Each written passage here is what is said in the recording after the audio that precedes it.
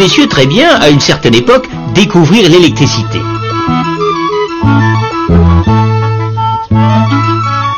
Ils avaient des rondelles de métal et d'étoffe trempées dans un acide qu'ils empilaient les unes sur les autres. Cela faisait une pile de rondelles, une pile électrique.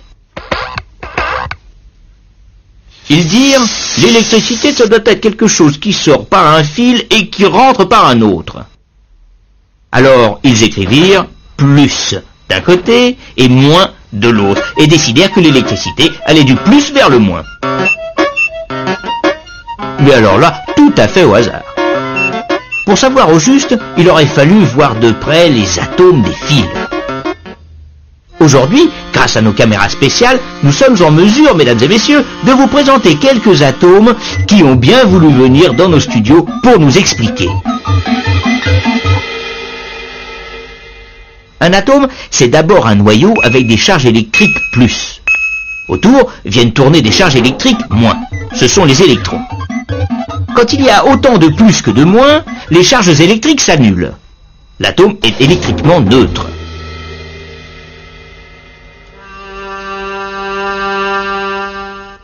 Mais les électrons sont de nature assez baladeuse.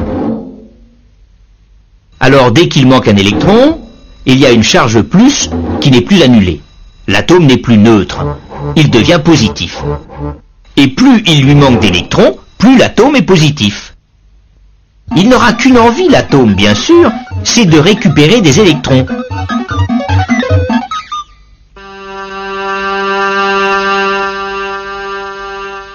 Ces électrons baladeurs, on les appelle des électrons libres. Seulement, des électrons qui se promènent au hasard, ce n'est pas cela qui fait de l'électricité utile. Mais supposons qu'on ait deux fils de cuivre avec entre les deux une sorte d'aspirateur à électrons. D'un côté, on aura beaucoup d'électrons libres, c'est le côté moins. De l'autre côté, il en manquera. Les atomes seront positifs, c'est le côté plus.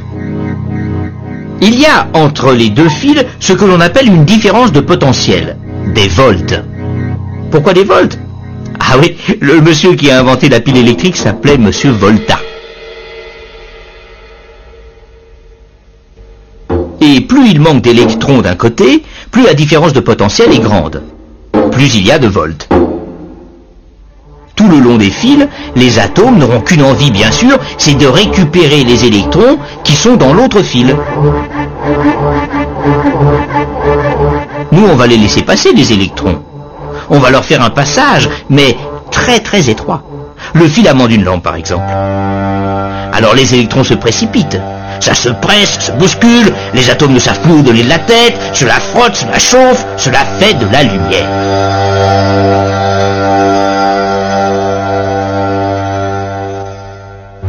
On a un courant d'électrons qui va du moins vers le plus. Eh oui, nos messieurs s'étaient un peu trompés de sens. Il faut dire qu'ils ne savaient pas encore ce que c'était que les électrons. D'un côté donc une pompe à électrons, un générateur, de l'autre un récepteur, c'est-à-dire un appareil où les électrons passent en faisant de l'énergie. Ampoule, radiateur, moteur électrique, etc. Et si on récupère de l'énergie d'un côté, il faut bien en fournir de l'autre côté, au générateur. Dans les piles, c'est de l'énergie chimique. Un acide attaque un métal. Quand l'acide est usé, il n'y a plus de volts. On peut aussi utiliser l'énergie solaire. On peut aussi faire tourner un aimant devant une bobine. Là, il faut de l'énergie mécanique. C'est un peu comme cela, mais alors en plus compliqué, qui est fabriquer l'électricité qui arrive chez vous. Mais n'essayez pas de savoir où est le plus et où est le moins. C'est un courant qui change de sens tout le temps. Un courant alternatif. Mais ça, on en reparlera.